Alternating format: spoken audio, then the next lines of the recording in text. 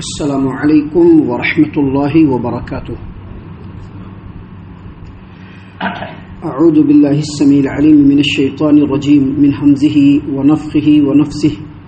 بسم اللہ الرحمن الرحیم. وقال الذين كفروا لا تأتينا الساعة قل بلى وربي لتأتينكم عالم الغیب لا يعزب عنه مثقال ذرة في السماوات ولا في الأرض ولا أصغر من ذلك ولا أكبر إلا في كتاب مبين ليجزي الذين آمنوا وعملوا الصالحات أولئك لهم مغفرة ورزق كريم والذين سعوا في آياتنا معاجزين أولئك لهم عذاب من رجز أليم ويرى الذين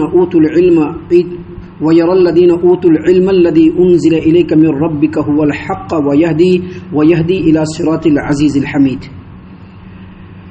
محترم سامعین کرام، سورہ سبا سورہ نمبر 34 اور اسی صورت سے آیت نمبر 3، 4، 5، 6 یہ چند آیتیں آپ کے سامنے تلاوت کی گئیں. سامعین کرام، ان آیتوں میں اللہ تبارک و تعالیٰ نے قیامت کا ذکر فرمایا ہے اور یہ بات بیان فرمایا ہے کہ مشرکین مکہ قیامت کے بارے میں انکار کیا کرتے تھے. ان کا یہ عقیدہ تھا کہ وہ قیامت کو مانتے نہیں تھے، اور اس چیز کے بارے میں اللہ تعالیٰ نے قرآن کریم میں کئی مقام پر ان کے سوال کو بھی وارد فرمایا ہے، اور پھر ان سوالوں کے جواب یا اس سوال کا جواب اللہ تبارک و تعالیٰ نے ایک الگ انداز میں دیا ہے. یہاں پر بھی اللہ تبارک و تعالیٰ نے اسی بات کا ذکر فرمایا ہے کہ کفار مکہ، مشرکین مکہ قیامت کو نہیں مانتے تھے، اور اس کے بارے میں جا بجا مذاق اڑاتے ہوئے یا انکار کرتے ہوئے نبی صلی اللہ علیہ وسلم سے یا مسلمانوں سے سوال کیا کرتے تھے.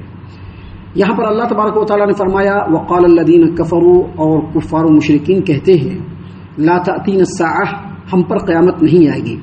قل، اے نبی صلی اللہ علیہ وسلم آپ ان سے کہیے بلا، کیوں نہیں، وربی، میرے رب کی قسم، لتأتینکم، قیامت تم پر آ کر کے رہے گی.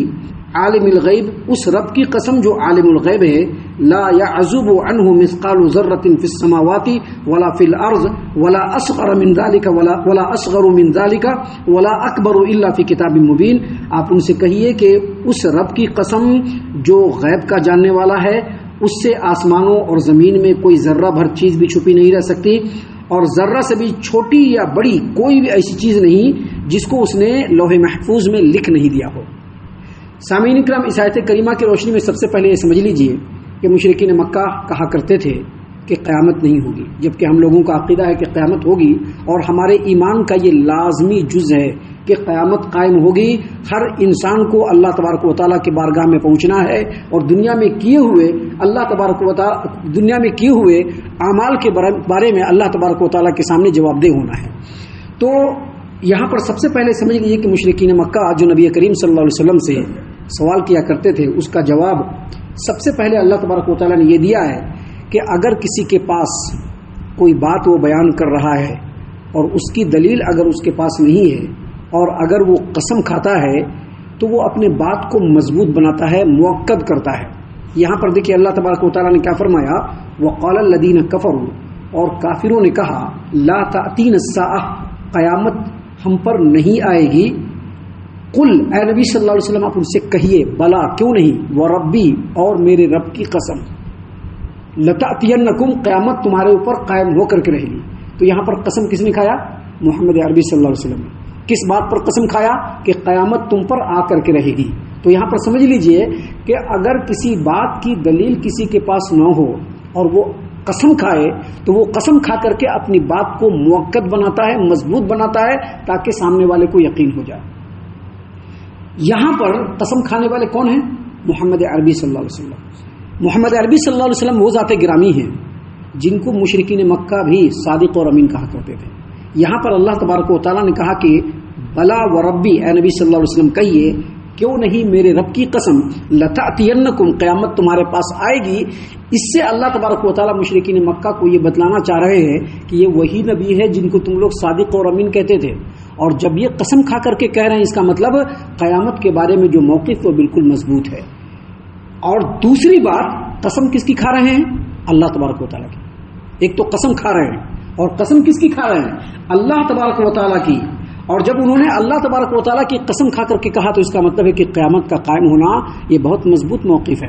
یہاں پر ضمناً کیا بات معلوم ہوئی کہ قیامت قائم ہوگی اس کا علم اللہ تبارک و تعالیٰ کے علاوہ کسی کو نہیں ہے, محمد صلی اللہ علیہ وسلم کو بھی نہیں ہے, اور اسی وجہ سے اللہ تبارک و تعالیٰ عالم الغیب ہے, اللہ کے علاوہ کوئی بھی عالم الغیب نہیں ہے. یہ پہلی بات سمجھنے کی ہے. دوسری بات سمجھنے کی یہ ہے کہ دیکھیے اللہ تبارک و تعالیٰ نے کیا فرمایا, وقال الذین کفروا, اور کافروں نے کہا کہ لا تأتینا الساعہ, ہم پر قیامت قائم نہیں ہوگی.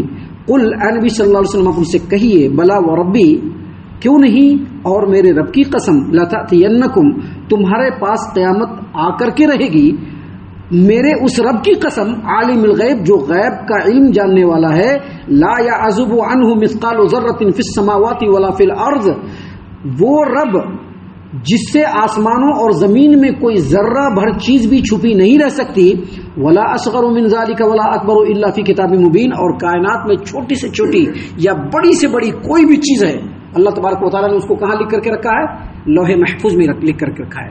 تو یہاں پر دوسری بات یہ سمجھنے کی ہے کہ وہ رب جو کائنات کی ہر چھوٹی سے چھوٹی اور بڑی سے بڑی چیز کو جانتا ہے, ذرہ بھر کی چیز بھی اللہ تبارک و تعالیٰ سے پوشیدہ نہیں, اور صرف یہ نہیں کہ اللہ تبارک و تعالیٰ ان تمام چیزوں کو جاننے والا ہے, بلکہ کائنات کو جب سے اللہ تبارک و تعالیٰ نے بنایا ہے, چھوٹا سے چھوٹا یا بڑا سے بڑا جو بھی واقعہ ہونے والا ہے, اللہ تعالیٰ نے ان چیزوں کو کہاں لکھ کر کے رکھا ہے, لوح محفوظ میں لکھ کر کے رکھا ہے. اور جب اللہ تبارک و تعالیٰ نے ان تمام چیزوں کو لوح محفوظ میں لکھ کر کے رکھا ہے, اور جب اللہ گواہی دے رہا ہے کہ قیامت قائم ہوگی, تو اس کا مطلب کیا ہے, قیامت ہر حال میں قائم ہوگی. یہ دو باتیں ہیں جو اللہ تبارک و تعالیٰ کی طرف سے دلیل کے طور پر ہے, اور یہ نقلی دلیل ہے, اللہ کی طرف سے دلیل ہے اور یہ نقلی دلیل ہے, مطلب یہ دلیل اللہ نے کتاب میں نازل فرمایا ہے. اب دیکھیے آگے اللہ تبارک و تعالیٰ نے کیا فرمایا. اللہ تبارک و تعالیٰ نے آگے فرمایا آیت نمبر 4 میں, لیجزی الذین آمنوا وعملوا الصالحات اولئک لهم مغفرۃ ورزق کریم, اور قیامت آئے گی اور ضرور آئے گی. کیوں آئے گی, تاکہ اللہ تبارک و تعالیٰ ان لوگوں کو بہترین بدلہ دے جو ایمان لائے اور نیک عمل کیے. ایسے لوگوں کے لیے بخشش ہے اور عزت و اکرام کی روزی ہے. جب سے یہ دنیا قائم ہوئی ہے تب سے اللہ تبارک و تعالیٰ نے بے شمار نبیوں کو بھیجا ہے, بے شمار نبیوں کو اللہ تبارک و تعالیٰ نے کیا کیا ہے, دنیا میں بھیجا ہے نبی بنا کر کے. اور جب وہ اللہ تبارک و تعالیٰ کے حکموں کو لوگوں کے سامنے پیش کیے تو ان کی بات پر ایمان لانے والوں کی تعداد بے شمار ہے, بے شمار ہے کہ نہیں ہے. بے شمار لوگ ایمان لائے, اور ایمان لانے کے بعد اللہ تبارک و تعالیٰ کے حکموں پر چلے, اور اللہ تبارک و تعالیٰ کے حکموں پر چلتے ہوئے انہوں نے بے شمار تکلیفوں کو سہا. بہت سارے تو ایسے لوگ ہیں جو ایمان لانے کے بعد قلاش ہو گئے, فقر و فاقہ کی زندگی گزارنے لگے. اسلام سے پہلے وہ بڑے ہی عیش و آرام کی زندگی میں تھے, جیسے ہی ایمان قبول کیے وہ انتہائی فقر و فاقہ کی زندگی گزارنے لگے. بہت سارے لوگ تو ایسے ہیں جو ایمان اور اسلام کو قبول کرنے کے بعد اپنی جائیداد آستی اور اپنے گھر اور اپنے شہر کو بھی چھوڑ دیا. بہت سارے لوگ ایسے ہیں جنہوں نے بے شمار جان و مال کی قربانیاں دی.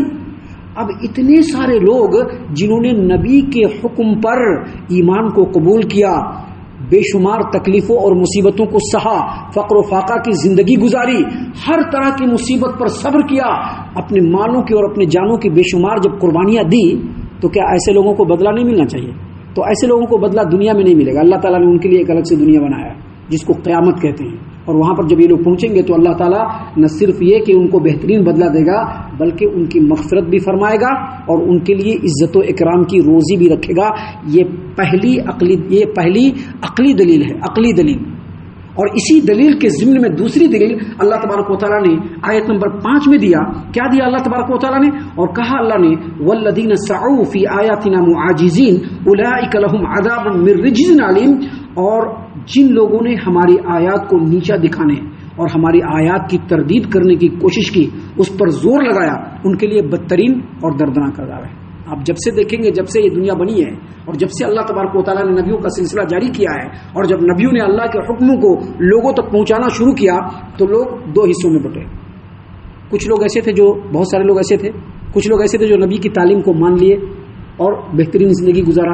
لیکن بہت سارے لوگ ایسے تھے جنہوں نے نبیوں کا اپوز کیا, مخالفت کی, ان کے خلاف سازشیں کی، اسلام اور ایمان کے اس مشن کو نیچا دکھانے کی کوشش کی، مٹانے کی کوشش کیا اور چاہا کہ اس کو مٹا دے۔ وہ پہلے بھی ہوتا تھا اور آج بھی ہو رہا ہے۔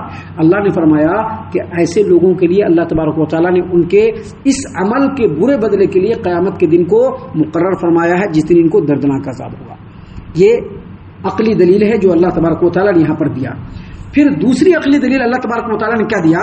وَيَرَى الَّذِينَ أُوتُوا الْعِلْمَ الَّذِي أُنزِلَ إِلَيْكَ مِن رَّبِّكَ هُوَ الْحَقُّ وَيَهْدِي إِلَى صِرَاطِ الْعَزِيزِ الْحَمِيدِ۔ اور جن لوگوں کو علم دیا گیا وہ خوب سمجھتے ہیں کہ جو کچھ اے نبی صلی اللہ علیہ وسلم آپ پر آپ کے رب کی طرف سے نازل ہوا ہے وہ حق ہے اور اس اللہ کی راہ دکھاتا ہے جو غالب ہے اور تعریف کے لائق ہے۔